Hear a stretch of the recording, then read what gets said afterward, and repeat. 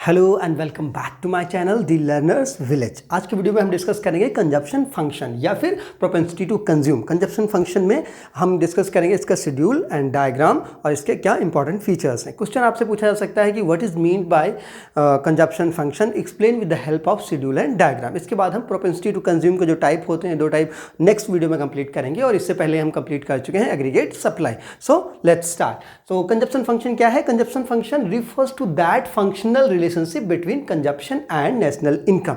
तो consumption function actual में क्या है कि नेशनल इनकम और कंजप्शन के बीच रिलेशनशिप है।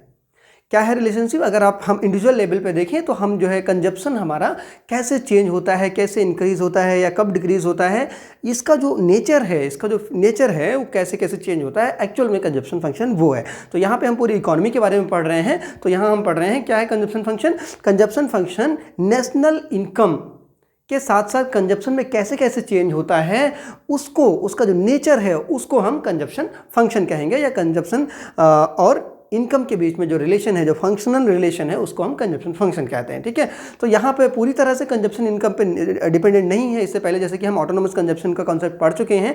तो ऑटोनोमस कंजप्शन क्या है? इनकम से उसका कोई मतलब नहीं है, वो ऑटोनोमस है, वो तो रहेगा इनकम हो या ना हो। ठीक है, लेकिन इनकम होने के बाद या ऑटोनोमस कंजप्शन के बाद कंजप्शन का क्या इंपैक्ट होता है, कैसे चेंज होता है, कैसे इनकम के साथ वो बिहेव करता है, वो हम इस चैप्टर में जानेंगे। और ये पूरा का पूरा कॉन्सेप्ट जो है हमारा पूरा चैप्टर जो है वो कीन्स का, जॉन मेनार्ड कीन्स में पहले भी वीडियो में बता चुका हूँ, जॉन मेनार्ड कीन्स का जो साइकोलॉजिकल लॉ ऑफ कंजप्शन है उसके बेसिस पे है। उसमें ये कहा गया है कि कंजप्शन जो है वो इनकम पे डिपेंडेंट होता है। इनकम बढ़ने से कंजप्शन भी इंक्रीज होता है, लेकिन कंजप्शन उस रेट से नहीं इंक्रीज होता है जिस रेट से इनकम इंक्रीज होती है। यानी कि इनकम जो है ज़्यादा तेज़ी से इंक्रीज होती है और कंजप्शन फिर कम तेज़ी से इंक्रीज होता है। उसका रीज़न भी मैंने बताया था कि लोगों की ज़रूरतें पूरी होने लगती हैं। चलिए ठीक है, अब हम आगे बात करते हैं। Consumption function refers to the functional relationship between national income and consumption. Functional relationship है इसमें, इसको हम फॉर्मूले के फॉर्म में C is equal to functional relationship of income.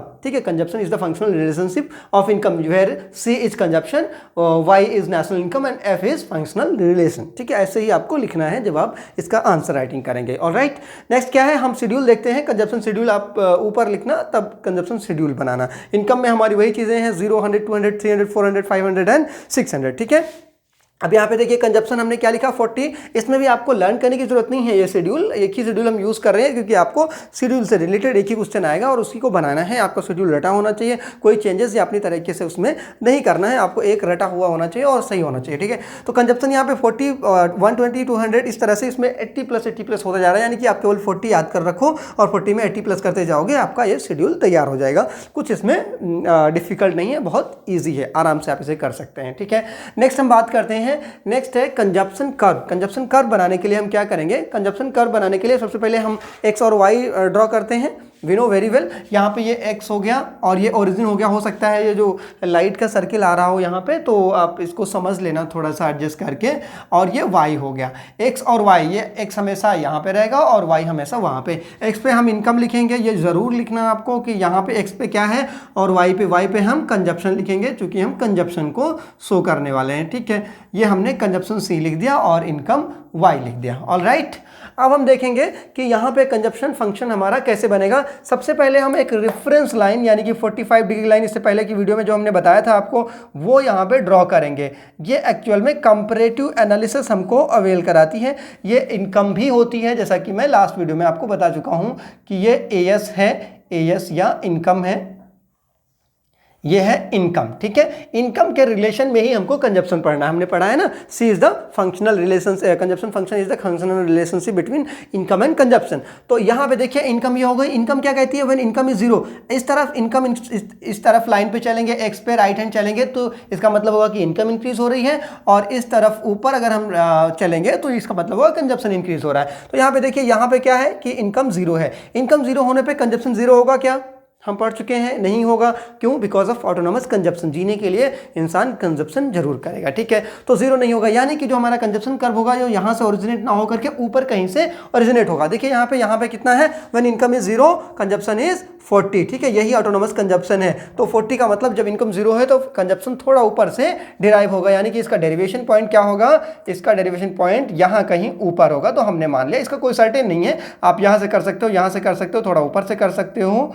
Alright, तो हमने इसे, देखो आप ध्यान से देखिए, आप लोगों को ये बनाना आना चाहिए, बिल्कुल आपको कंफर्म होना चाहिए। डायग्राम आप जितना अच्छा बनाओगे, इकोनॉमिक्स का जो कह सकते हैं कि जो आंखें हैं वो डायग्राम और शेड्यूल और डेटा है, ठीक है।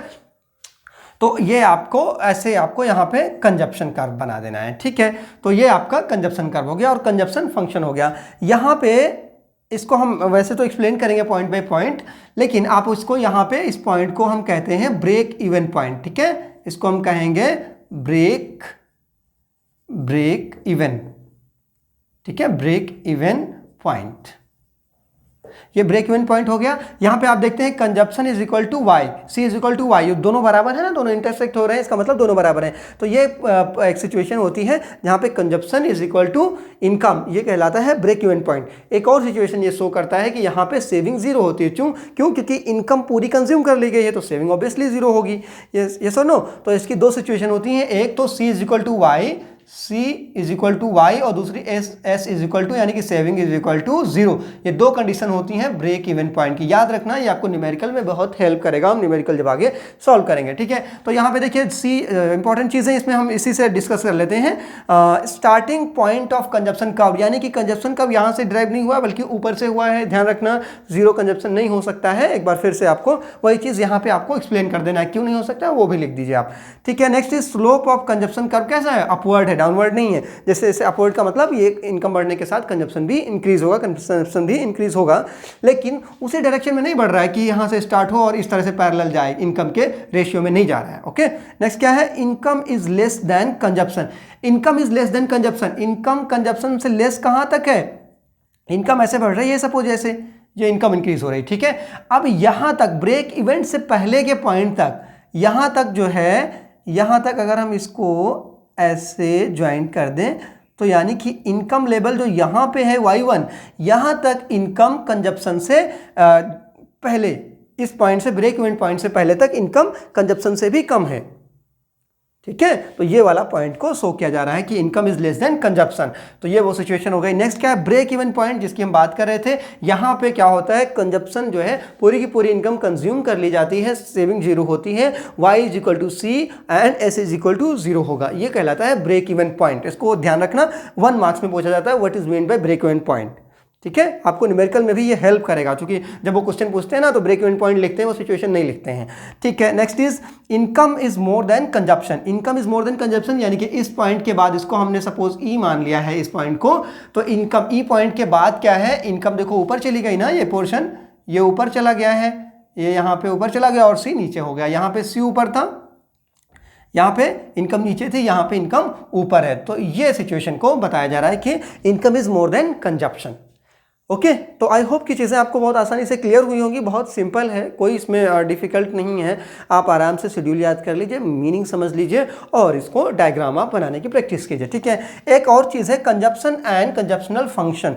Consumption function, consumption and consumption function, दोनों में कंफ्यूज नहीं होना। कंजप्शन क्या होता है कि कंजप्शन आपने कितना किया, एक अमाउंट होगी, एक वैल्यू होगी। वेयरएज कंजप्शन फंक्शन क्या है, कंजप्शन फंक्शन एक रिलेशनशिप है इनकम और कंजप्शन के बीच में, क्या उसका बिहेवियर है, कंजप्शन फंक्शन बताता है कंजप्शन का, ठीक है। तो ये होगा हमारा आज का वीडियो। नेक्स्ट वीडियो में हम डिस्कस करेंगे प्रोपेंसिटी टू कंज्यूम। दो टाइप की होती है, marginal propensity and average propensity to consume, ठीक है। So thanks for watching, stay tuned. आप इसका स्क्रीनशॉट ले लीजिए, मैं मिस कर गया, स्क्रीनशॉट आप ले लीजिए, ठीक है। हम आगे बात करेंगे, okay. Thanks for watching, stay tuned.